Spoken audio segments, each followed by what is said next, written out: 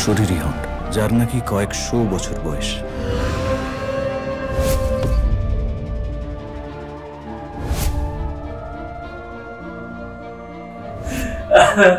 এটা এটা অ্যাকচুয়ালি ফেলুদা ব্যোমকেশ দুটোই আমার খুব প্রিয়, তো দুটোর মধ্যে যে কোনো একটা যদি আসে খুব খুশি হব।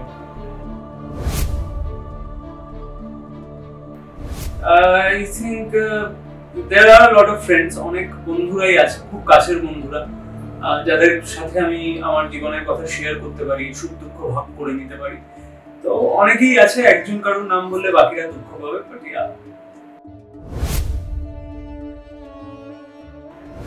সেটা তো বাঙালি দর্শকরাই ঠিক করবেন। কিন্তু আমার মনে হয় যে বাঙালি দর্শকদের কাছে একটা নতুন ধরনের বাঙালি ডিটেকটিভ আসতে চলেছে।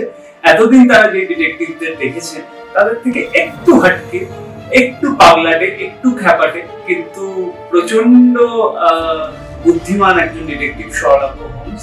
আমার বিশ্বাস বাঙালি দর্শক যেভাবে ব্যোমকেশ, যেভাবে ফেলুদা, যেভাবে কাকাবাবু এই চরিত্রগুলোকে আপন করে নিয়েছেন এবং এই চরিত্রগুলোকে ভালোবাসা দিয়েছেন, শার্লককেও ঠিক ততটা কিংবা তার থেকে একটু বেশি দেবেন।